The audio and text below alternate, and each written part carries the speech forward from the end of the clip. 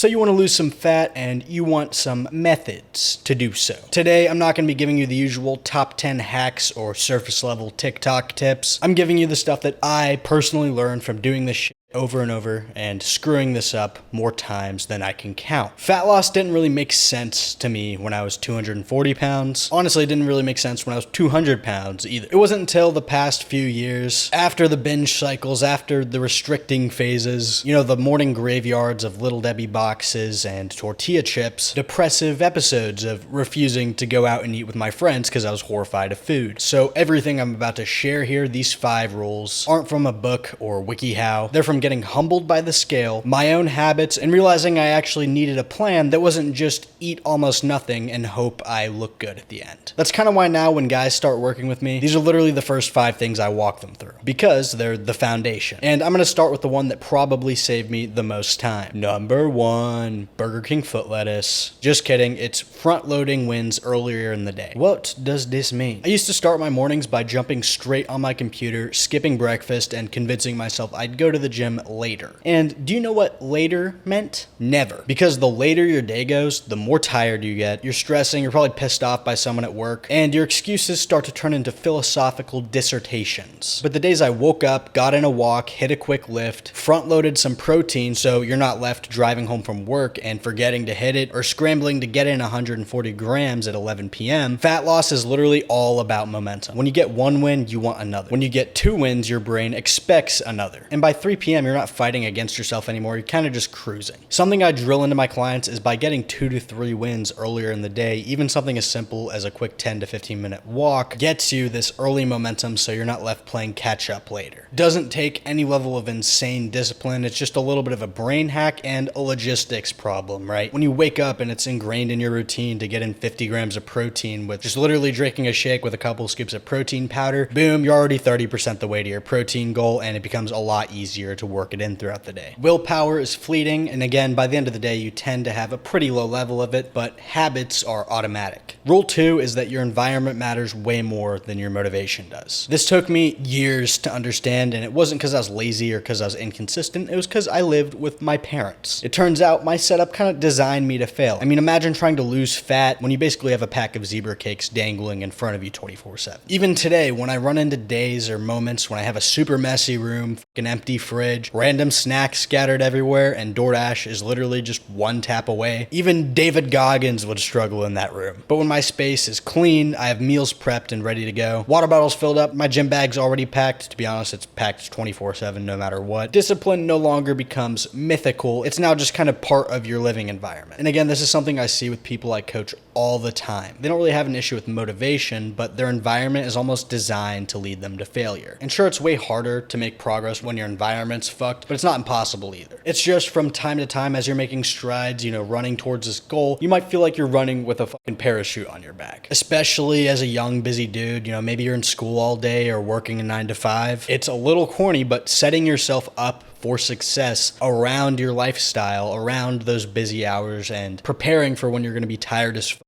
and ready to order a Domino's pizza in half a zeptosecond is pretty fucking important. When everything around you is lined up to help you succeed, consistency can almost start to happen by accident. If for some reason you just need to have the junk food or the garbage around, maybe you have a termite roommate that's bulking or something, or I don't know, 4-year-olds in your house, the next best thing is to just have alternatives always ready around the clock and making the high protein, low calorie, actually satiating real food the easy option instead of just like one little shitty bag of apples at the back of your fridge that no one's gonna end up eating. Rule number 3, don't let yourself get too hungry. When I let myself get into gremlin mode, I almost never make smart choices. This was the downfall of many of my diet attempts. I'd be perfect all day, you know, tiny breakfast, tiny lunch, maybe no food all day until like 7 or 8 p.m. And then by 9 or 10, turn into a completely different human being. Binges, delivery orders, half a box of cookies. It honestly felt like I had no willpower. But it wasn't that I was weak or I didn't want it badly enough. I was just literally fucking starving. So the moment I learned to eat in a way that prevents that feeling or taking action before it's too late in a sense, the binges dropped massively. I feel a little bit like a broken record, but higher protein, higher volume, drink more water, or get a 6-pack of Diet Coke. Balance your meals just a little bit more, which for some people can mean the difference between fasting all day and basically not eating, or just getting in a real substantial meal at like 1 to 3 p.m., something like 500 to 800 calories, so that way you just don't enter gremlin mode at midnight. Because once you let yourself enter that feral level of hunger, you're probably not winning that fight. So instead of thinking about how little can I eat, it honestly looks a little bit more like how can we feed you enough so you don't lose control later. Binge prevention is like one of the easiest ways to accelerate fat loss, because when you stop eating like a medieval peasant and then acting like you're filming a mukbang at 11 p.m., the scale actually has room to go down. Number 4 is the diet just can't feel like punishment. This is honestly like the biggest plot twist of my whole weight loss journey. I really only was able to stay consistent in the long term once my diet stopped feeling like punishment. I tried being a monk with chicken and broccoli and pretending I didn't crave real food, and that got me rebounds, binges, depression, and lying to myself. The second I started making low-calorie versions of foods I actually enjoy, whether it's pizzas, cookies, sandwiches, wraps, high-protein desserts, suddenly fat loss wasn't torture anymore. And 2 things attached to this. 1, I don't know why, but especially guys seem to think that they need to be some kind of Michelin star chef to make any sort of recipe or prepare food that's low-calorie or high-protein in general. But even a monkey can follow a recipe. And if you don't want to put in the effort to cook, free 10 out of 10 tip, instead of going to Chick-fil-A or McDonald's for chicken nuggets, pick up some real good chicken nuggets. Thank me later. The idea is, instead of trying to eat like some dude on Instagram, you eat in a way that matches your actual personality and preferences. And that is when consistency becomes easy. You're not fucking keto carnivore 992. You like pizza and donuts. So why would you just switch over all of a sudden to a diet of chicken breast and peanut butter? It just doesn't make sense. Continue eating the pizza and donuts, but just make it healthier. You can literally buy protein donuts at Walmart, bro. You might be able to force yourself to stick to a diet for a week or 2, but you can probably enjoy good-ass food for months on end. Cookbook's coming soon, and if you want early access to it, I'm giving it to all my new coaching clients for the next couple weeks. The point is, if your diet feels like punishment, you're probably gonna fail. If your diet feels like normal, real life, you're probably gonna win. Rule number 5, and this one genuinely changed everything for me. The scale only started dropping once I stopped trying to be perfect. Every time I chased perfection, I'd have one bad day and let it ruin my entire week or weekend or the rest of the day or the rest of the evening or the next 2 days. I'd always go from I just messed up a little bit to I'll restart next Monday. Over and over. But the moment I switched to an 80 to 90% sort of consistency mindset, fat loss finally became sustainable. 5 solid days, 1 decent day, 1 chill day, not 7 perfect ass fucking days. And seeing my clients experience this too firsthand is honestly fucking crazy. Once they stop trying to be perfect, zoom out a little bit, and just focus on stacking as many wins as they can, winning in the long term, week to week, month to month, their consistency weirdly enough gets better, their stress goes down, and fat loss becomes 10 times fucking easier. It's like instead of totally obsessing about the number on the scale, you just chill out a little bit strategically, and the scale just goes down as a natural byproduct of that. So you don't need to be perfect, you need to stop quitting. And a bonus rule, this one kind of stunk for me a little bit personally. A lot of the times when I thought I was plateaued, I was really just in denial. But the moment I stopped lying to myself about my calories, about my steps, about my consistency, you know, those days when I would eat basically nothing and then binge 5,000 calories at night, and then consequentially the next 3 days in a row, I finally gave myself a real chance to change. I had to get tired of my own excuses, tired of restart, and tired of lying to myself about how hard I was trying. And once I hit that point, I got honest. My life started changing not just physically, but mentally too. And this is a big part of why I do coaching now, because the version of me 4 or 5 years ago needed someone to walk him through this stuff the same way I walk guys through it now. So if you want help, the link's below. If not, take these 5 rules, apply them, and I promise you, your life will probably look pretty different in 90 days.